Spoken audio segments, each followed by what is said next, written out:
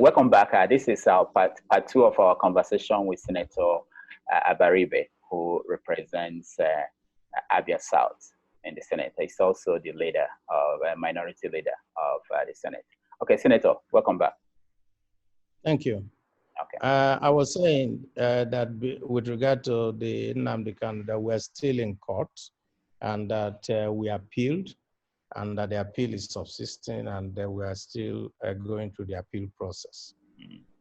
Okay. And we appealed because the terms of the bail were varied, and we said that a bail bond is like a contract. If you change the terms of the contract, then you need to let the opposing party know, to be sure that he is aware of that before, and that is still maybe it will also be a landmark case in terms of bail. Nigeria. Yeah. Now, let me summarize. If I'm wrong, let me know what you think about the Biafran movement as of today. You think that there are so many of them? You think that energy is being not being channeled in one direction? What do you want to see from that movement? Do you want it to continue? Do you want it to join the other Igbo movement? What is your take? Well, what I think is that there should be a meeting of minds between them, because we have, the Biafran, what is it called now, who said that they are the original ones before Nnamdi Kanu went. I was part of them. Then he went. I think they should come together. I think that having different groups dissipates a lot of energy, I think. I read, of course, that there's a move by people to bring everyone together. But like I said, as much as we are looking to an utopia of Biafra, let us also look inwards and make our homeland great today. Now, talking about doing that, we have governors in the Southeast. People say that you are very good at talking about the plight of Igbo people in the hands of the federal government. But it seems like you are silent on the plight of Igbo people in the hands of Igbo governors. They give examples. Yes, I've heard it. People have told me. Okay, good. I'm happy that they told you. So they give example with your home state. I've told me, but I can, for the purpose of this interview, say that what I do is I do what our people also counsel in our local idiom. Nature pocha egbe, then biase nwa ọkụkọ ma ọ mara otu ọ ga-eji na-aga ije. Because n'egbe bi buru ya na ihe dị mkpa ka egbe ụzọ chụpụ egbe. We have an existential problem coming from the federal government, giving us so much problem. And I think that if you're firing that side and then you're also firing locally and all that, you just waste so much bullets. We know that internally we're not having it very rough. But what I try to do is not to expose our, let's say, differences so much in the public. The reason is also simple too. If you do it, then those people outside will use that to now say to you, what are you complaining about? After all, you are just telling us that this man is not also doing well. And so, for example, I mean, there's some young man, I don't know him, they just said, oh, that they incarcerated him, that it was the Abia State government pushing him and all that, some Emperor Bona. And I went to see the DSS director and said, I need to know why this guy is being kept here. And they said all manners of things. I said, okay, if you think that he has committed an offense against the state and all that, so charge him to court. And he said to me, oh yes, that they already made plans and that the Attorney General's office is charging him to court. And I said, fine, I'm going to be overwatching you to make sure that you charge him to court so that the court will decide whether he should be given bail or not. So those are the kind of interventions I do, but we don't we don't like to, when you're doing those kind of interventions, go on to be telling everybody, oh, I'm doing A, B, or C. You know, there was a time too that there was so much problem about the death and all that in Aba and everywhere.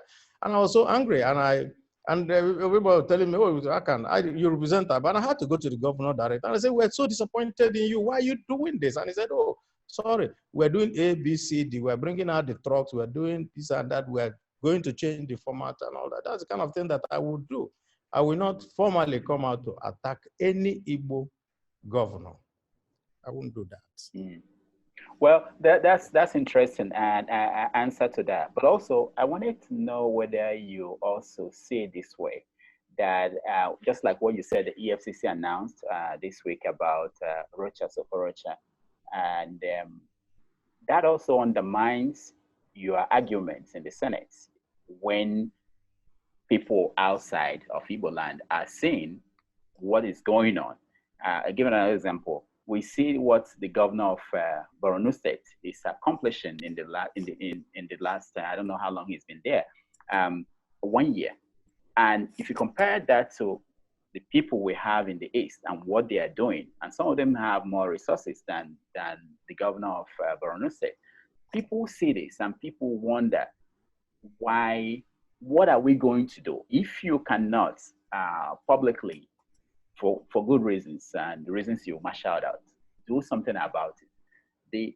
There is a big majority of young people who are looking at the situation in the East, and they are feeling that things are not going well. They don't seem to see anybody who is trying to hold these governors accountable. We don't have any media in the East. Essentially, it's totally no media to hold anybody accountable. The governors are trying to lock up people who are even trying to say anything. A good example is in Imo State. Somebody just posted on Facebook and called the governor, Supreme Court governor, and he was locked up. Why is that happening? Why is the DSS now kind of a policeman of the governor of states? What is going on? Well, I really don't know. I think also that, and I've made this point elsewhere, that we also sometimes have democracy without Democrats. Criticism, it's a part of democracy, and people are free to tell you anything. And so when you don't have a Democrat and you have an autocrat, it's when you criticize him, then he comes, you know, and then what you do is that you wait for him at the ballot box. And I said, let every young person get involved. You get involved by organizing, you get involved by getting everybody around you to know the problems. And of course, the young people are the people who are very idealistic. I mean, they are the people who will not be thinking about how to pay salaries, how to feed the next person, how to make sure that their investments are, I mean, so it is at that point of idealism, which is what you see in the George Floyd, the protests, you know, that it is young people that actually change the world every time. But when the young people too turn around and get very complacent and then continue to blame every other person, then we're really in for a big problem. You know, but I'm telling you also that I have a lot of young people that I discuss and I talk with, and and they give me hope. They give me a lot of hope. Now let's look at a bigger issue. In the Southeast, we have 5 states. It's the only region with 5 states. The other ones, at least, they have 6 states, or one of them, one region has 7. Now, why is it difficult to see such an obvious injustice? And why is it difficult to correct? Let me put it this way. The state creation that we saw were not done out of the fact of there was a referendum and people agreed on where to go. They were created purely out of military fiat. And so the people who were in charge as military people decided to subdivide as they deemed fit. And some were even done with regard to those who had wives and said, okay, let me create one for my wife, and so on and so forth. Those were the kind of things that happened. So there was an attempt in creating states, if you remember, or recreating and putting another one in the Southeast. And for every time that we go for, the conference meetings, constitutional conference and everything, this has always come as, number one. But you find that in the 1999 Constitution, which is, of course, the ground norm which we are using today, the question of creation of states was put in Section 8 and Section 9. And then, of course, there were a lot of hurdles that were put there so that it's not just so easy to wake up and create a state.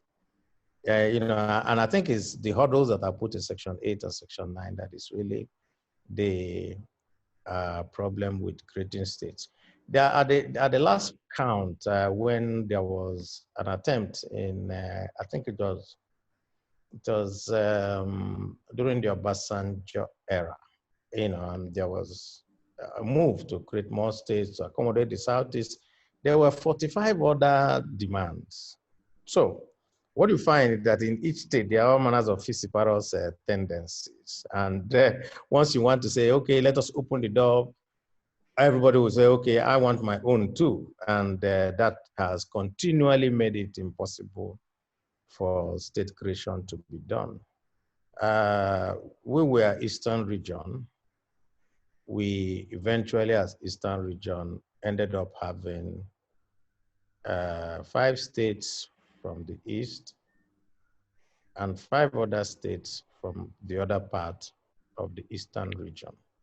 The 6th one that was joined was Edo, which came from, so this agreed to take the Midwest and create it out of the, I think it was Western Nigeria and all that at that time. So, long story short, you can't create state today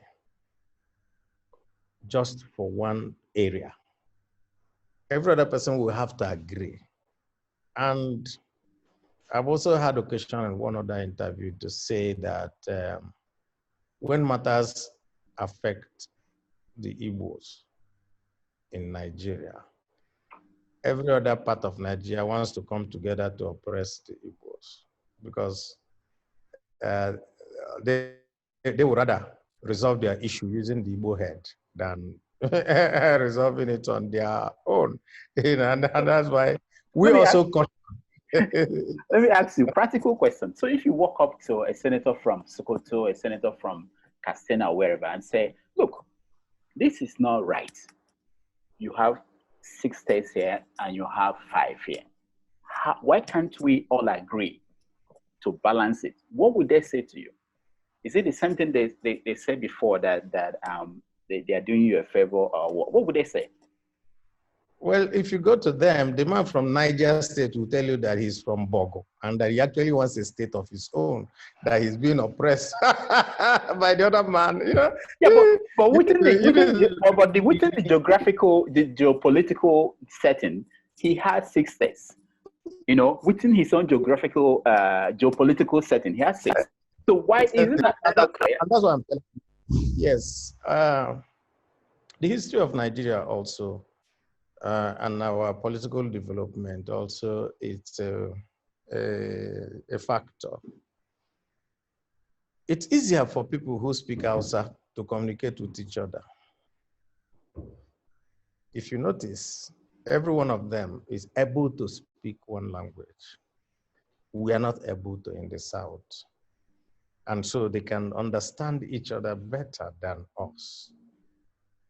You follow? And that also gives the reason why it's easier for them to reach a consensus than for us to reach a consensus. You understand? Yeah. If I want to reach a consensus with somebody who is from Buguma and all that, and you're telling me that he's actually your brother, that people from Amiibo and all that went down that side and, and all that, and you trace the history from the 1800s, 1700s, They will want to skin you, burn you alive, and say we have nothing to do with you. Of course, we know why. We know that it is still the lingering effects of the Civil War, where it was easier for somebody to say he is not Igbo and therefore will get benefits than any other. Now, some of the questions I got around this issue, people pointed several instances where they feel that the people in the East are not getting a fair deal in Nigeria. They talk about things like political appointments, things like getting admission into universities. And the question one person asks is this: is there anything that could be going on that would be so unjust and so bad that all the Eastern members of the National Assembly will walk out and say, no, we are not going to be part of this. We're not going to come back until something changes? Or let's say something that is of importance to senators and members of the House from the south, the whole of the southern part of the country. Is there anything that could make them to say, you know what, we're going to walk out, and until something changes, we're not going to let this continue? Well, we really don't want to force issues to that nature. And let me tell you why we don't. We have 15 members in the Senate, and we are 109 persons. If you remove the Senate president who is sitting on the chair, is 108. And what we need is 2/3 to pass anything. And so if 15 of us leave, we still are 85. So they can pass anything. And so when you know that your numbers are such, because everything in democracy is actually a question of numbers.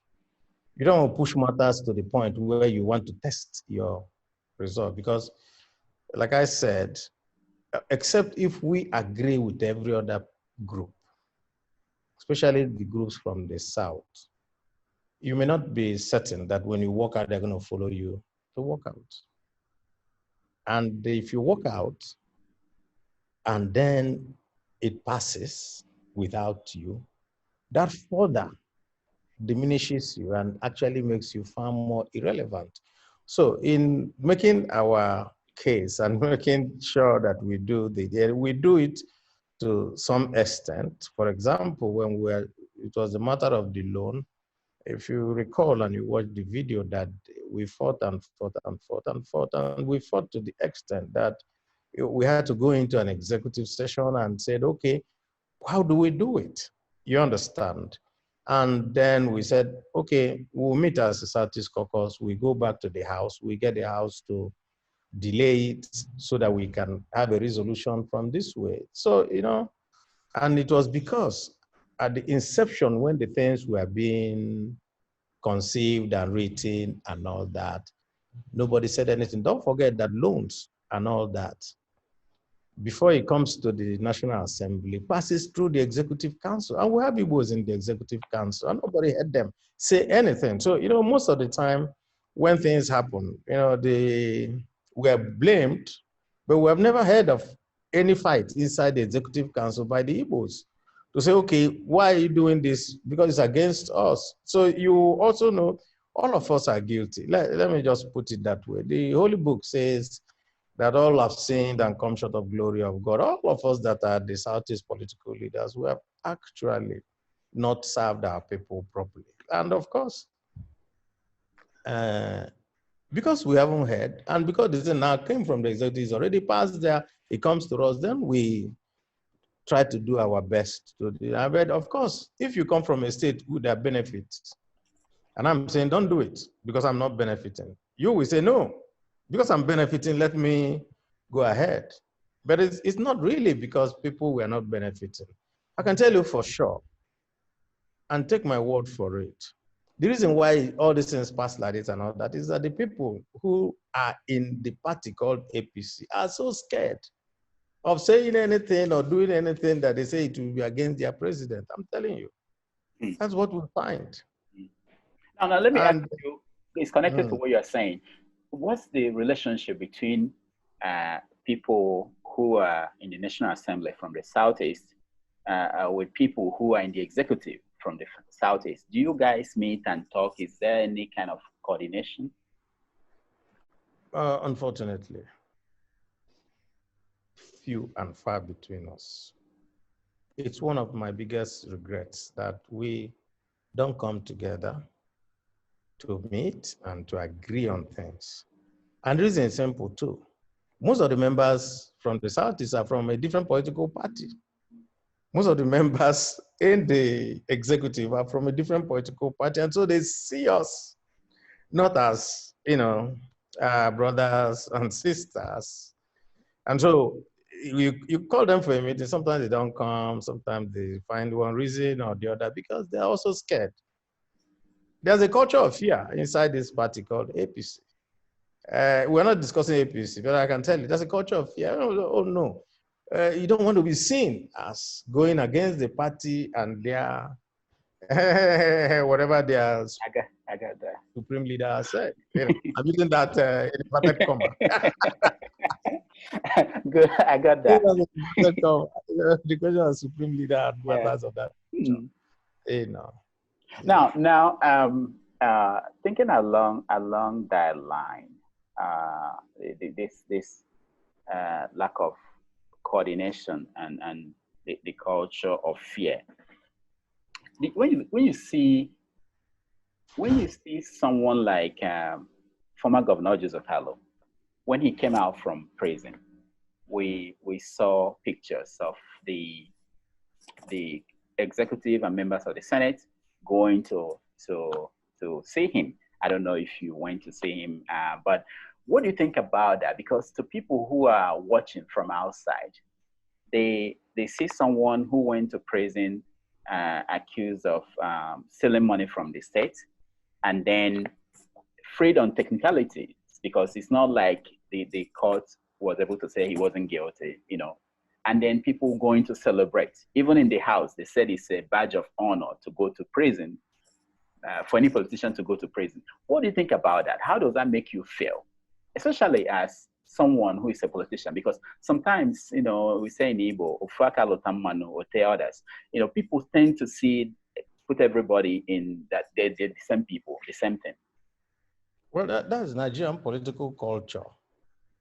You understand. We went as a leadership. He's a member of the leadership, he's chief whip, and of course, the Nigerian political culture is that you go and then felicitate with the person.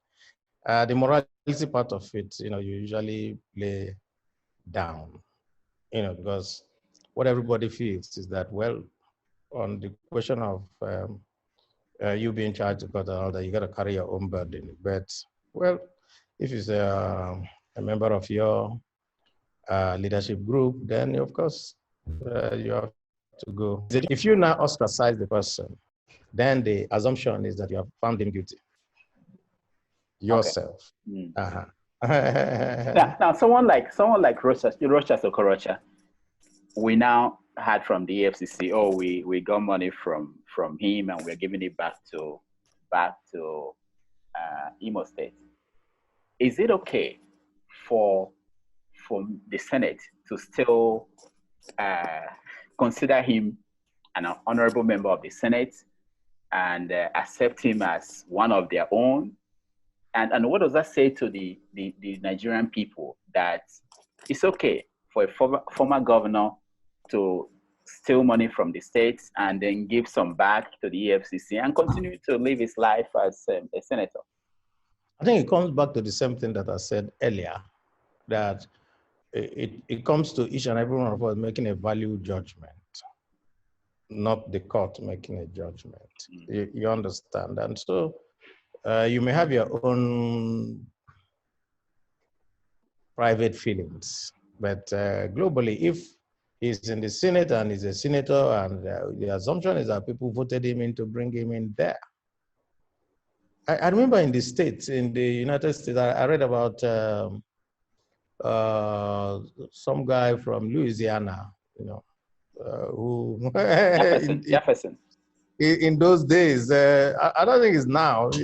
Before that was found to be a crook and all that, and people just will always return him to the Senate, because he was their own guy, so that's how it is.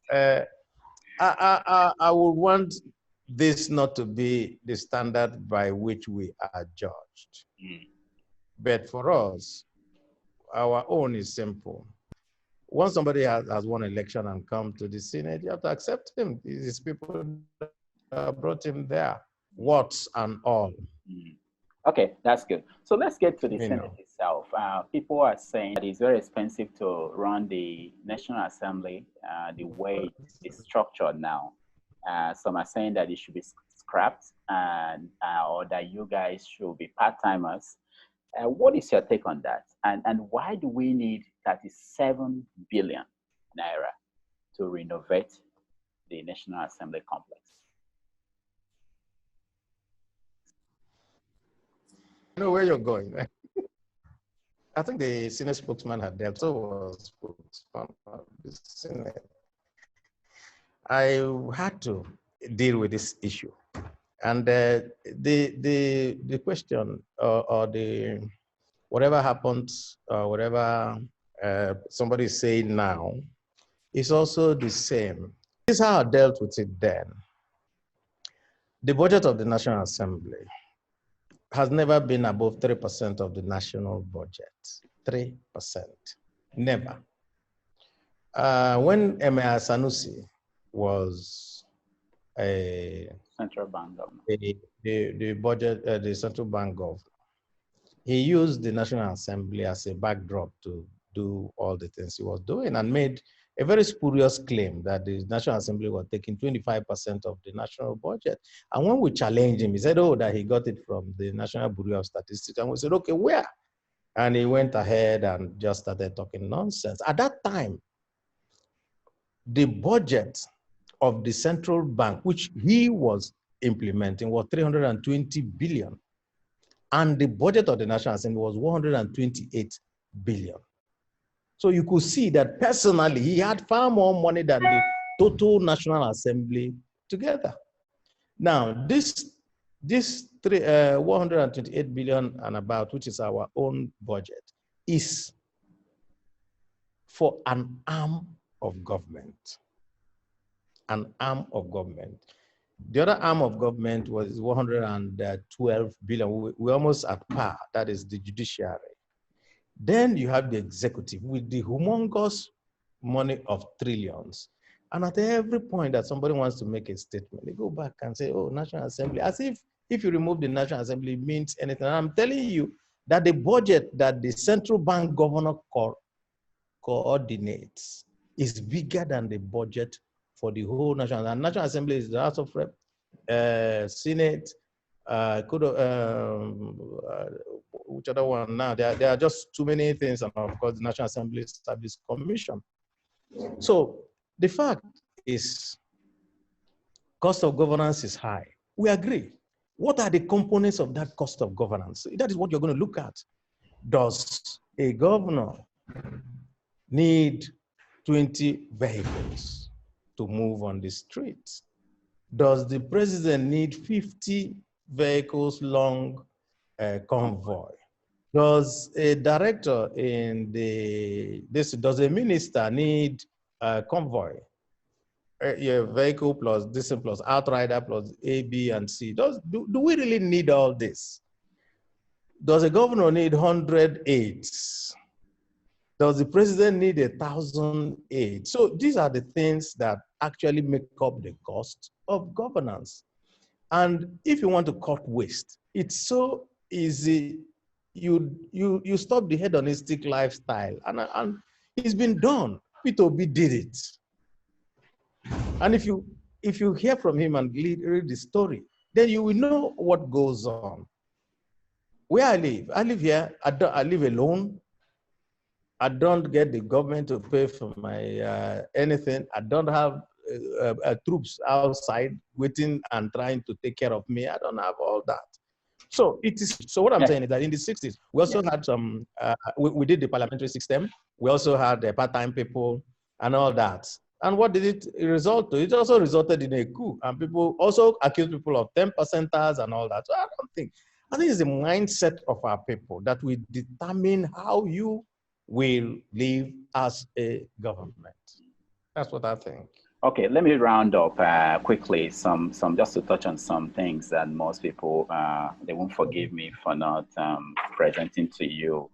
All right. So so when you see something like loans that the government is getting, and you touched on it in that it started from the executive before getting to the Senate and the House, and probably by the time it gets there, you don't have the numbers, you don't have the votes to be able to stop that.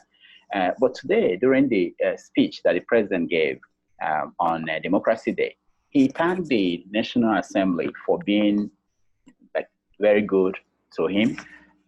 In a democracy, and people look at the Senate, for instance, and say that the Senate is a rubber stamp of the executive.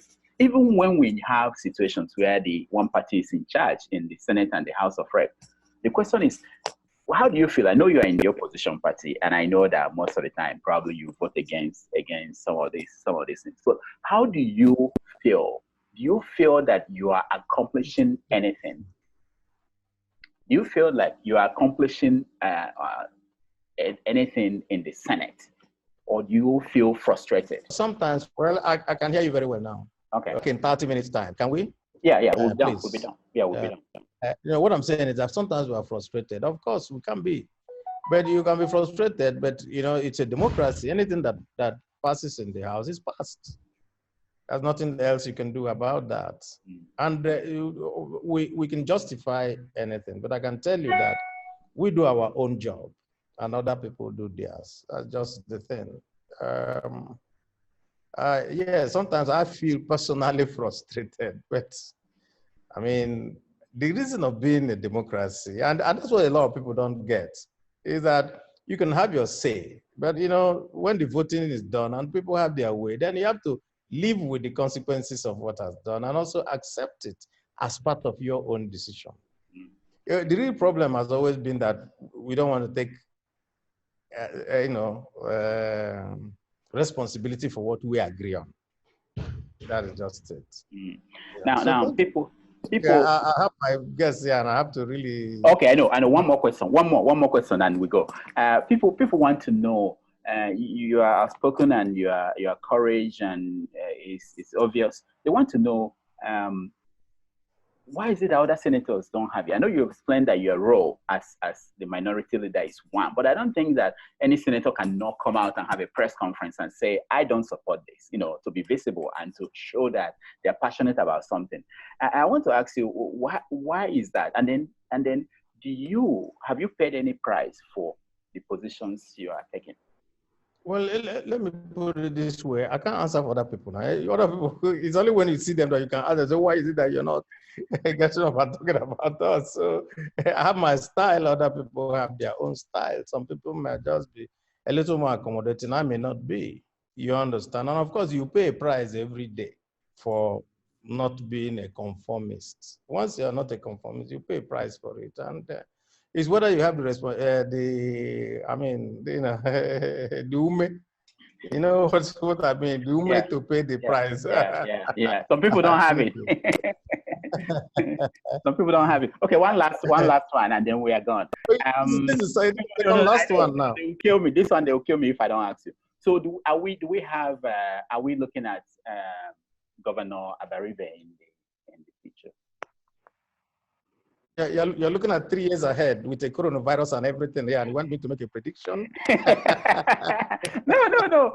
It's one of the questions. It's not time to make a prediction. When the time comes, you will get to know. You get that. Or are we looking at just 1 year inside the Senate? Well, let's finish our work first here before we start looking at tomorrow. Thank you so much, Senator Abaribe. I really appreciate this opportunity. Okay, then. Thank you. Thank you. All right. That has been Senator Abaribe representing Abia South. Senator Abaribe representing Abia South, and he's also the minority leader in the Senate. Thank you for joining us. It's my pleasure. Continue to watch Irokopost TV, and we'll give you some other programs, and we will keep interviewing people for you, and we have guests that are lined up, exciting people, newsmakers, and if you're interested in talking to us, of course, you can reach us through our contact on social media.